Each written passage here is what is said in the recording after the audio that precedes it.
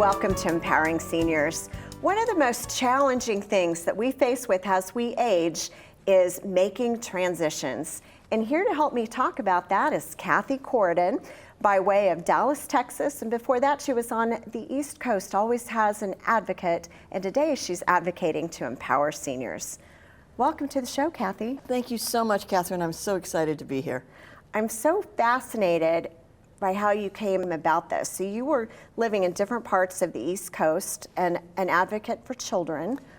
And basically children, youth, and families. I was mostly in those teenage years, the years that we all love to have those people around us because they present so many challenges.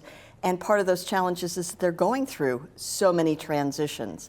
Absolutely. Yeah. And about 7 years ago this month, actually, I was presented with an opportunity to do something I had wanted to do in the back of my head for most of my adult life, which is to go into real estate. I'm a second generation realtor, in addition to being second career. And when I came into the real estate industry, I wanted to bring that advocacy and my understanding of family dynamics and the work that needs to be done to help seniors in a special way make that transition in selling a home that can be a home of 20, 40, 50 years with all of those Thanksgivings and holiday gatherings and kids and all of those pieces make it a really different kind of it's a transition. It's not just a real estate transaction. So I brought all my human services, family dynamic stuff with me, and my advocacy that I had done for years around kids, I brought with me to work with seniors, and it has been a great ride. Being a teenager, oh my gosh, all the transitions and upheavals that you go through, it's such an emotional roller coaster. Then you spend most of your life, yes, on roller coasters, but being in control of your life, and then things maybe start changing. And so tell us a little bit about some of the complexities that you know that viewers might be facing. Some of those complexities have to do with the fact that many of the folks that are thinking about selling their home, of their family home of a lifetime, or maybe they have moved to a different setting, but it's still someplace where they have so much of their legacy and personality and the stuff they've gathered from all the years, that it's, well, when you were talking about going from teenager to adult and all the roller coaster, when they buy their first time home and even when they get out of college and they're renting someplace, and then they buy their first home, and then they buy a buy-up home, it's always the excitement of moving to something new and exciting. And when you working with seniors, and I'm one myself, so when I'm working with folks like myself, we're looking at a loss. We're looking at moving into an unknown period, and we may be losing many of the things or not sure what to do with many of the things we've accumulated during our life. And so it isn't about selling the home. It's about working with a client through a life transition into a new phase of their life. And that makes it more exciting for me in my human services background. It really brings it home for me. And I often say that working with seniors is a little bit like working with teenagers, and I can say that because I really like working with teenagers when I did. And it's a time of being unsettled and being able to give them some resources or present things in a different kind of way that allows them to see the opportunity in it, not just the loss in it, is part of what makes it so gratifying for me. Because most people statistically want to continue to live in their home, that's their forever home. Right. And the challenges with that are that you kind of are in an unsettled stage as you age. The family's sometimes unsettled too because they may be worried. The older people get, or if they start to experience some physical decline or other challenges, sometimes living in the particular home you're in, it might not be quite the right match, but there's this desire to cling to that. Right, and you and I have had a lot of conversations about David Solly's work, How to Say It to Seniors, and the tension between wanting to have a legacy, and oftentimes within the home, the elements of that legacy are there. It's where I raised the family. I had a dad say to me, and he was going to be going to a senior community that he wanted to go to, yet he said to me, I can hear the children's voices still in the walls of this home. So you have all of that in terms of who am I and how are people going to remember me. Sometimes it's folks that are going into retirement that have been executives or have owned their own businesses, or the moms that raised the kids there, or just the whole, that being in the neighborhood and who are we in this neighborhood. Going from that to something new where they might be excited about going, there might be a lot of opportunities. It's still, there's a tug to it that's a little bit different. And if they haven't bought or sold real estate in a long time, boy, it's a completely different process than it was back then. What are some of the places that people might opt to go to where they would be excited? Because they might be going across country, they might be going to a climate that they're more interested in. Right. Warmer, one story, closer to whatever, closer to the kids, closer to the beach, closer to the golf club, closer to the cruise ships.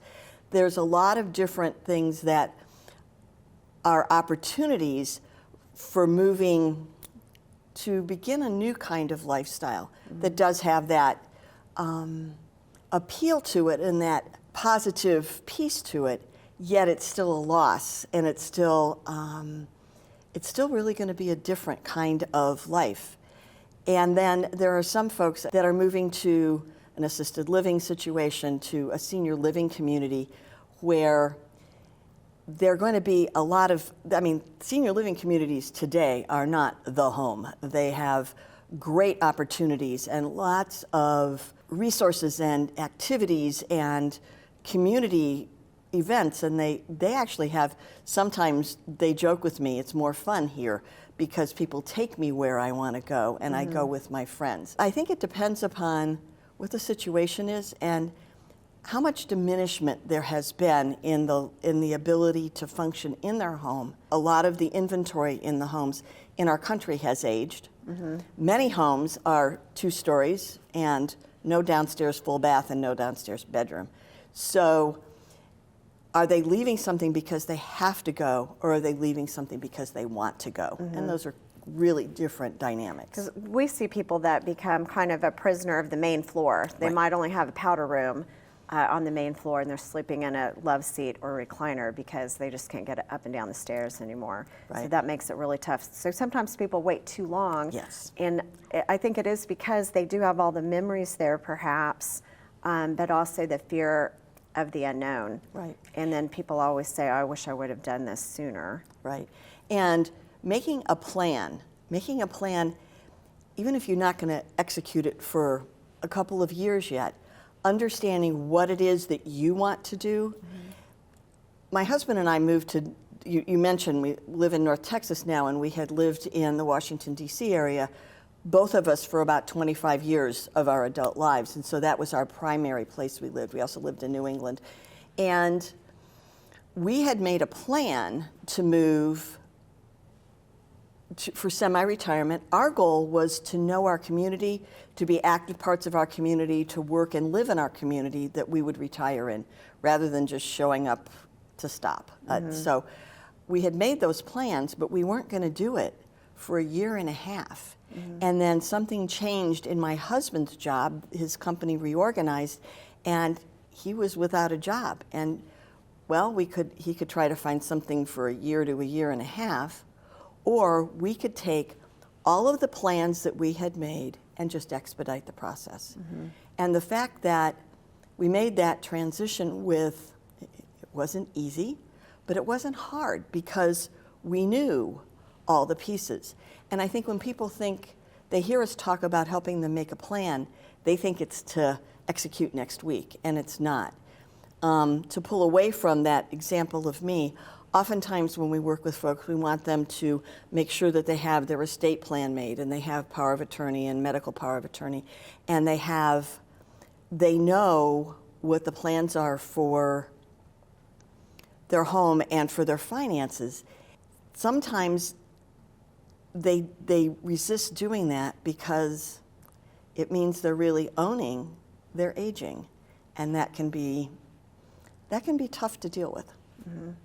So can you give us some examples of when people have waited too long? I've encountered that a number of times. I think the best one is I had a client named Jill, and I've joked about having sour milk clients, and what I mean by that is Jill fell in her home. She had already had some disability. She wasn't found for 2 days. Oh. She had to go into the hospital and then into rehab, and the doctor said, "There's no way you're going home." And so she was placed into a really nice assisted living, yet she was put in a room that looked like a hospital room. Mm-hmm. She was in a hospital bed because of her limitations, and all they had in the room was one of those side chairs and a couch. And the administrator called me and said, "I have someone that needs you." Mm-hmm. And because I was one of my friends, that I when I got into real estate in the DC area, I made it my goal to really get to know the other folks in the senior living community and professions, mm-hmm. and in the senior care professions, the folks that worked in home care and home health care, the administrators and marketing folks in senior living communities, hospice, any number of care coordinators, mm-hmm. so that she called me because she knew this Jill was going to need a lot of extra support. And it probably was Jill's worst nightmare to end up in a small room that seemed like a hospital room. So how did you help her? It was Jill, and Jill had her Jillness, so which we all, those of us that cared for her and really care for her, joked about. And I would just pick her up at the assisted living, put her in my car. It was still a time when she could be transported in my car, and go over to the house and just be in the house for a couple of hours. Mm-hmm. I let her, she was in a wheelchair, so I put her in the wheelchair and put her in the house, and from room to room, so she could sit in her office and go through her stuff, mm-hmm. so that she was from a family that had historical roots in Northern Maryland and had a lot of possessions in her home and furnishings in her home that were from that historic property. She would spend hours talking to me about which was the piece of furniture that was from that historic home and which is the one that she had made to replicate that. Mm-hmm. It was a home where it was on 3 acres on a horse farm. She had taught the kids in the neighborhood how to ride horses. Mm-hmm. And the horses were no longer there, yet the property was her family home. She had helped her dad lay the hardwood floors in that living room when she was a teenager in the 60s. Mm-hmm. And so when I think about someone who felt like they've taken me from my home, that was Jill. So the first months were just taking her back. She was an artist. I would take some of her artwork and her TV, and she loved to watch movies, and because she couldn't read books very well anymore. So I would take that and put it into her room, and then the handyman in the assisted living would come and hang the artwork so that it began to feel a little more like home over there. Mm-hmm. And she had several illnesses and was hospitalized several times additionally. Then we had COVID. And so it took a little over a year for us to actually put the house on the market. Mm-hmm. In that period of time, I was able to help her come to terms with, as much as she loved that home and it was truly her, the house was not in good shape. And the land was much more valuable than the actual house. Mm-hmm. And the fact that it might be sold to someone who wanted to build a McMansion on this beautiful property, and that's what happened. But in that year's period of time, she was able to come to terms with that. And actually we had 2 offers, one from a family who was going to rehab the house and the other from a family that was going to build a McMansion, and she took that offer. She took the McMansion offer? She took the McMansion offer. So she really surprised me in doing that. So so she went for the money. So did she not have children or family to help her? She had children that she was estranged from, mm-hmm. and she had a friend that acted as her power of attorney, and fortunately was also her CPA. So, and an attorney, and had set up a trust. So we were able to move within the system that she had planned for and come to this resolution. It was a journey, and I became really part of her story for that period of time. We had move managers that came over and helped her sort through what were the things in the home she wanted to keep, what were the things that most dear to her, because she knew that even if she was able to ever move out of the assisted living, it was only going to be to a small apartment, not to a large home. So she was able to do that, and I would let her there with the girls. We fortunately had an office about 3 miles away. I'd go do my calls and do my follow-up stuff and come back and have her transported back to the assisted living. And everyone has such a different experience, but that's good that she was able to experience her own way of closure. So yeah, I think when you're a teenager, you're ramping up in life, and it's a little bit of an unknown sometimes as we're making transitions. So you tag yourself as your transition partner, Right. and you're teaching different professionals, different industries, how to help seniors better through transitions. And why is that important to you, to have that kind of national impact on professionals across the country? Because I don't think seniors are respected, honored, and cared for the way they should be by anyone, oftentimes in general in our culture. I know for a fact, and you've experienced this as well because we've had these conversations, seniors are taken advantage of by people in our industry, by investors, and other people that come in and pressure them. You're never going to get any money for this house, and you have to sell it to us, and this is the best you're going to do, and Right. actually pressure them to sign the deed over without them really understanding what's going on. And then sometimes folks that work with them, they get ads in the mail. When I was transitioning from Virginia down to Texas, I was blessed to be able to stay with a friend of mine who's 10 years older than I am. And she would bring to me, when we were sitting there, she'd say, I need you to talk to me about this. I just got this thing from an insurance company. They think I need to put all these more insurance on the house. I just got this thing from the gutter people and the roof people, and Solar panels. Solar panels is the other one. It's designed to confuse and prey upon Right. It's older homeowners. 21st century version of aluminum siding on the house. It really is. And so there's a lot of pressure, and they don't understand what they need and what they don't or need. who to trust on all of these different issues. Right. So it's important to have allies. Yes. And the resources that, and the other one is doing Google and the 1-800 resources. You're getting a computer to match you with someone. One of the things that is important to me is that the resources that I bring into a senior, whether it's home care, home health care, sometimes they have memory issues, sometimes they're physical issues, and I want to be able to refer them. I refer them to trusted local people, not someone I find online. And if I don't know, or attorneys or financial planners, if I don't know, I call friends and I vet the people very thoroughly that I trust with my seniors to be able to help guide them in this really tricky part of life.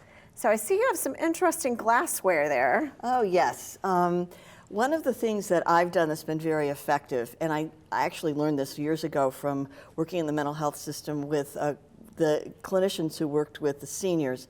They did this for the first time, and I've had it done several other times. It's important when we're trying to build empathy and understand what seniors may be experiencing and how they're experiencing it differently, we did an exercise with these glasses, and it's very hard to see you. And this really replicates what it's like to have both cataracts and glaucoma, in that the field of vision becomes very blurred and very spotty. We did this exercise by putting gloves on and then trying to pick up little M&Ms that were supposed to be pills, and how difficult it is to grasp them correctly. And we put earplugs in because hearing losses are a big concern of seniors. So when I'm going to sign a contract to sell my house, what can I see on this piece of paper? What can I hear from what you're saying to me? And how do you help me make sure I understand very clearly the legal ramifications of selling, and you said this before, one of the most important investments in my life, an asset that means the world to me and to my future. So it's a way of educating professionals Yes. to have empathy and to understand why things might be slower or more difficult. I also like that too, just for ourselves as we age and understanding, is it going to be easier now to take care of some things, or is it going to be easier later? And has physical changes take place? It's something to consider. I think it's kind of a wake-up call, just like the term the silver tsunami is a wake-up call. So, and to really grasp what might be ahead. I think that people don't sometimes realize how many resources are available to them or how to connect to them, and that's exactly why we have this show. Thank you for helping us educate people that resources are out there. It's just a matter of finding them, and that as we age, having allies around you is really, really important. And probably not save, if your home is one of your largest financial assets, probably not hang on to that so long that you know that you aren't getting the most out of it because of decisions maybe not being quite as sharp or being made out of urgent crisis. Right. The difference between planning and reacting are really two different things. You can plan and have the attorney, the financial planner, the realtor, the home care people all know who you want to go to. You don't need to call us right away. You might call us and find out how we can support you and do some, to do some vetting on your own. It's different between that and what happened to my friend Jill. She fell, she couldn't get up, she couldn't go home. And I've had a number of clients for whom that's happened, and the decisions were being made by the kids, sometimes by me, by their attorneys, not by them, and that robs them of their dignity. And it's one of those places that I have an acronym that I use, which is CARE. That when we're working with seniors, we have clarity by asking a whole lot of questions, really understanding who they are, paying really good attention, to be accurate, to listen thoroughly, and to really assess what's going on, and to look at them within their whole context of who they're with and what they're around, to respect them, and then to have empathy for them, that their experience of what's going on is really different from my experience of what's going on, and to trust that they're going to give me the cues that I need to make the best recommendations for them I can. And that's beautiful. And I know that you really tout working with seniors with excellence and empathy, and that's what drew me to you. And so I really appreciate you being on the show. And I also know too that you don't have children, you and your husband, and so you're solo agers, or know, if one of you survives the other, you'll be a solo ager. So whether people are estranged from children, or there's other family issues, or they don't have children or family members, you've got to think about who those allies are. And sometimes the children have their own agenda, and so you need to respect the family dynamics, yet really understand that my client is the senior, and the kids can tell me their opinions, but the decision maker is my client. Very good. Well, thank you so much for being on the show, Kathy. I appreciate the work that you're doing across the country. Well, thank you, Katherine. It's been a treat to be here. Thank you for the opportunity. And thank you for watching. If you have questions about any of the topics we've discussed, or you have suggestions for our show, please reach out to us anytime at 316-686-4500 or email us at empoweringseniors@kpts.org. I'm Katherine Ambrose, and I'll see you on the next Empowering Seniors.